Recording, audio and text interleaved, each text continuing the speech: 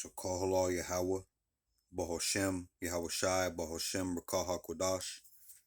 Double honors to my elders, apostles, and the bishops of Great Millstone, where I have learned this truth and where I'm still learning this truth. And also Shalom to the remnant of Israel. All right, Lord willing, I am of that number. Shalom to the elect of Israel. Okay.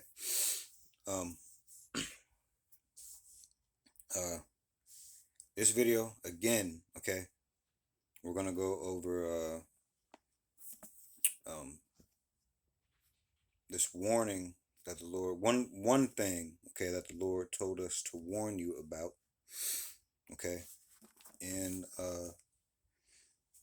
Revelation chapter 13. Okay, we're going to touch on Revelation 13, Revelation 14, and Revelation 16. Okay, but first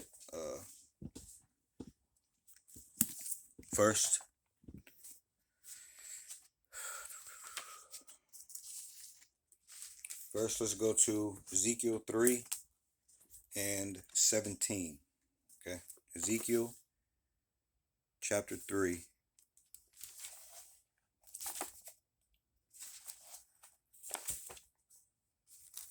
Right, in verse 17.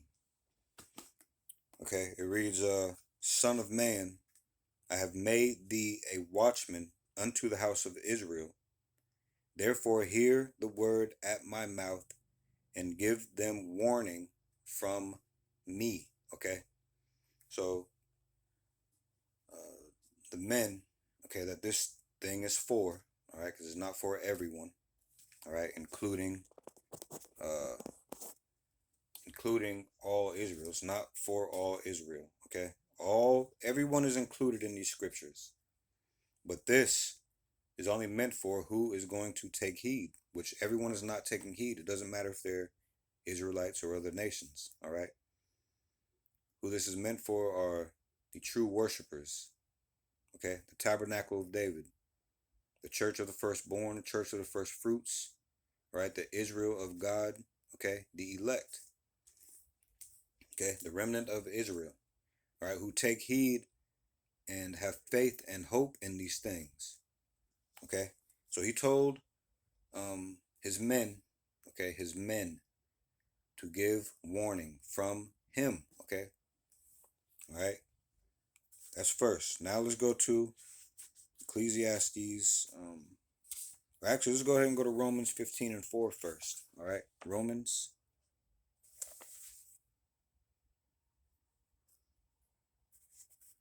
chapter 15 and verse 4. All right, it reads, for whatsoever things were written aforetime, okay, and all of these things were written aforetime. All right, for whatsoever things were written aforetime were written for our learning, that we, okay, his men, okay, through patience and comfort of the scriptures might have hope. Okay, he told us, his men, Lord willing, I'm of that number. Okay, we don't know who his chosen are, but we have a very good clue in these pages. Okay, in the actions that they would be doing due to prophecy, saying that they would be doing certain things. Okay, so he told his men to give warning to the remnant. All right, he told his men to give warning to the remnant.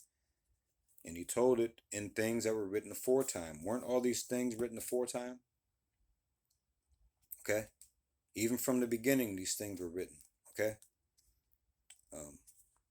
these things were made manifest from the beginning, is what I mean. All right, but so it is important to pay attention to things that are in the past. Okay, now we can go to Ecclesiastes chapter 1. All right, we're going to Ecclesiastes chapter 1. And why is it so important to pay attention to things of the past? All right, Ecclesiastes chapter 1, verses, we'll start at 9. All right, and the heading above 9 reads, nothing new under the sun. All right, it reads, the thing that hath been It is that which shall be. And that which is done is that which shall be done. And there is no new thing under the sun. All right, so a lot of the things that he tells us, warns us about, these things have already happened. All right. And a lot of times these things have happened to the same people over and over. All right. Reincarnation is biblical. Okay. We go through these things to learn obedience. Okay. And this last time around, we are being called into remembrance of things. Okay. So, now let's get to this warning. And then we may touch on something else just a little bit quickly. And then next time we do this video, all right, where we speak on Revelation 13, 16, and 17, the MOTB, or the mark of the beast, okay? We will go a little bit further into where would this be referring to, or where did something like this happen in the past? Okay, but Revelation 13 is where we're going now, all right? Revelation 13, verses 16 and 17. It reads, and he causeth all right? Who is he? All right, the wicked. The wicked. The earth is given into the hands of the wicked. All right, so who are the wicked? There are the wicked. They're known as Esau Edom. Okay? There are videos on this channel about whom Esau Edom is. There are videos on, if you go to the community tab of this channel, you will find other teachers. They have extensive videos on who Esau Edom is. All right, and how prophecy and the word of the scriptures prove this. Okay, so this wicked man, and when I say man, I don't mean a singular man, I mean a people. Okay, a people and their system, okay, are going to cause this to be made mandatory. This thing is going to be caused to be made a way of life, or a way, or the way to keep your lives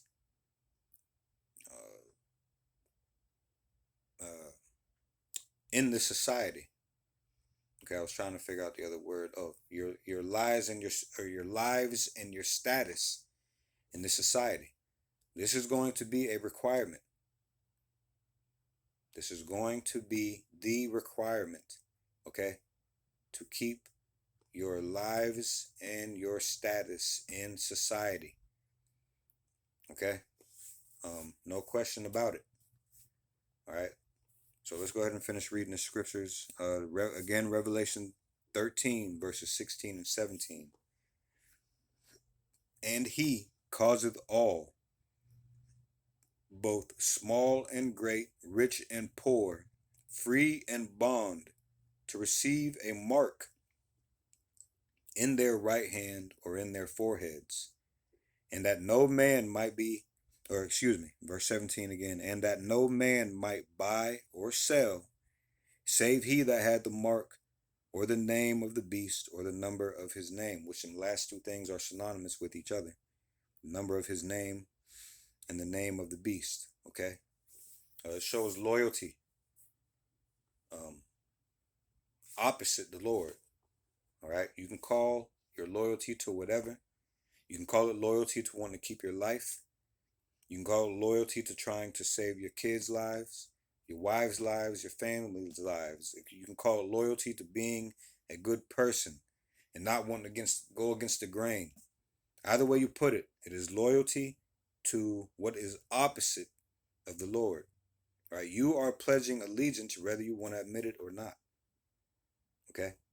You are pledging allegiance whether you admit it or not. Okay? And if you don't take this thing, just like I said, and that no man might buy or sell, you are going to be ousted out of society. All right, one way or another, you are going to lose your life and your livelihood and your Man, why can't I? Oh, that word always slips my mind. Your status. Okay? You're going to lose your status if you don't take this thing. And these are not empty threats. You're going to more than likely lose your life by starvation. They are going to come after people. They're going to make very hard examples of people because they are being, uh, because people are going against them. All right, especially when it comes to us. Okay, we are standing up because of the Lord and for this doctrine. And some of us will be beheaded for this. Okay, this truth. But that is not stopping any of us from telling the truth. All right. Okay, we are hurting people with the truth all day. It's the truth. Otherwise, other than that, you are being hurt with lies anyway. Okay? Whether that be you fooling yourself or you're so gullible and you're being fooled. Okay? All right? Because if you are letting someone fool you, you're not being fooled. All right? That is you fooling yourself. So do not take this thing. All right? There's no scripture saying that you will be all right. But there are scriptures to the contrary. I will read one example, right? Revelation 14, verses 9 and 10. It reads, "And the third angel followed them, saying with a loud voice, If any man worship the beast, and take his image, and receive his mark in his forehead or in his hand, the same shall drink of the wine of wrath, of the wine of the wrath of God." Did that sound like there was a question mark in that? Did that sound like there was an if or a maybe? Or might? Or it's possible? All right, listen, you tell me. Okay? Or listen and be truthful with yourself. Verse 10 of Revelation 14. I'll do 9 and 10 again, all right? "And the third angel followed them, saying with a loud voice, If any man worship the beast and his image, and receive his mark in his forehead or in his hand," all right, worshiping the man, okay, choosing that side. And then also it said, worship the beast and his image. His image is his system. Being in this society, wanting to be included in this thing. So you go along to get along, or you just go along just because you want to. All right. This is what it says. If you receive this mark in your forehead or in your hand. All right. Verse 10 of Revelation 14. "The same shall drink of the wine of the wrath of God, which is poured out without mixture into the cup of his indignation. And he shall be tormented with fire and brimstone in the presence of the holy angels and in the presence of the Lamb." All right. And that Lamb is Yahushua, which is whom the world ignorantly call Jesus. Okay. Yahweh is whom the world ignorantly calls God. Okay. Now, for you people that say God is all love, all right, what is indignation? What is indignation?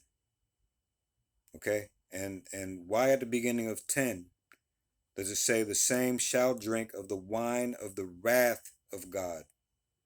It doesn't say the same will drink of the wine of the love of God. It says wrath right there. What does that look like for you?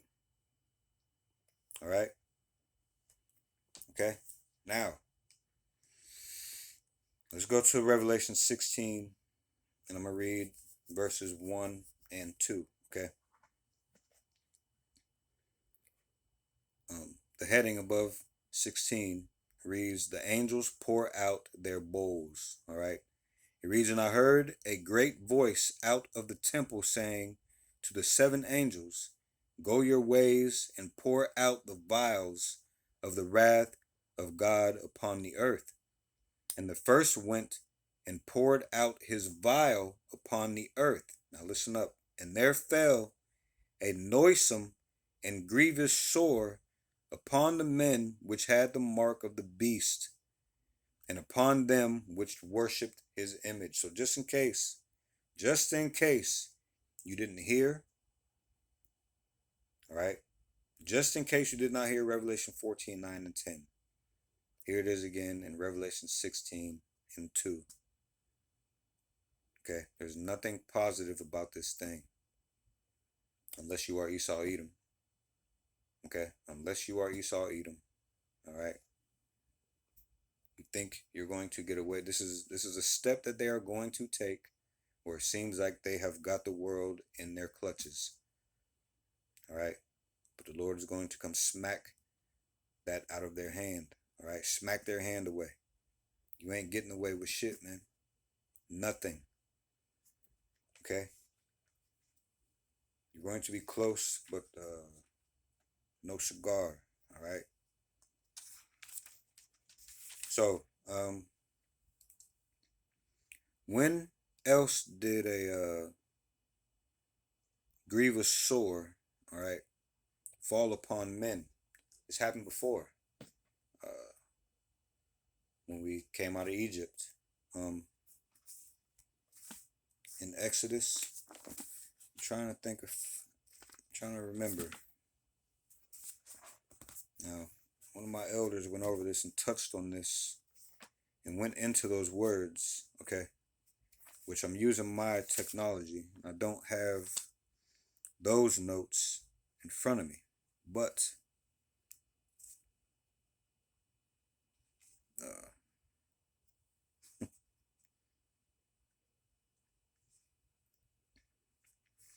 let me just take a look just to see if okay, well, Exodus 9 and we'll start at 8. The heading above 8 reads the plague of boils and blisters. Okay, go look up, first of all, go look up grievous sores or noisome sores. All right, and then we're going to look up another word in here. Okay, again, this is Exodus 9 and starting at 8. The heading again reads the plague of boils and blisters. Okay, it reads, and the Lord said unto Moses and unto Aaron, take you handfuls of ashes of the furnace, and let Moses sprinkle it toward the heaven in the sight of Pharaoh. And it shall become small dust in all the land of Egypt, and it shall be a boil breaking forth with blains upon man. Go look up blains, okay? And upon beasts throughout all the land of Egypt. All right, verse 10 of Exodus 9. It reads, and they took ashes of the furnace and stood before Pharaoh, and Moses sprinkled it toward heaven. And it became a boil breaking forth with blains upon man and upon beasts. And the magicians could not stand before Moses because of the boils. For the boil was upon the magicians and upon all the Egyptians. And the Lord hardened their heart. And the Lord hardened the heart of Pharaoh, and he hearkened not unto them, as the Lord had spoken unto Moses. All right, so everything happened as the Lord said it would happen. Despite all these things happening throughout all time, all right, he hardens people's hearts, all right, to not listen to him, to show that he is the one who rules over all things, okay? There is no one that works outside of the Lord, all right, on a greater plane. The Lord controls everything, okay? As a matter of fact, let me get this other verse that I just read.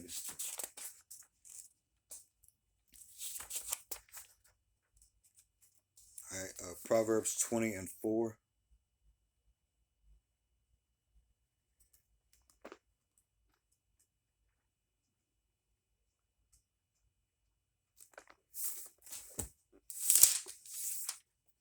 All right, this is Proverbs chapter 20 and verse, hold on.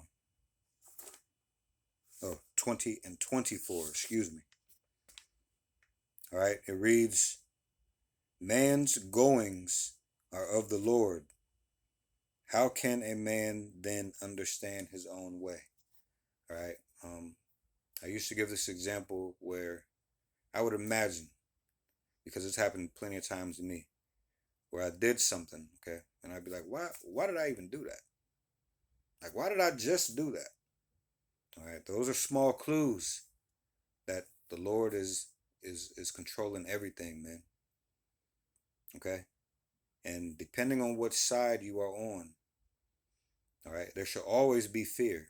All right, but if you filter yourself through these scriptures and you see that you yourself is walking contrary to these things that the Lord told you to do or not to do, if you are not walking along with what the Lord um, asks or demands, excuse me, not asks, demands of his men, all right, then that fear should probably be 100-fold, 1,000-fold, 1,000,000-fold for you people who are walking contrary to him, okay?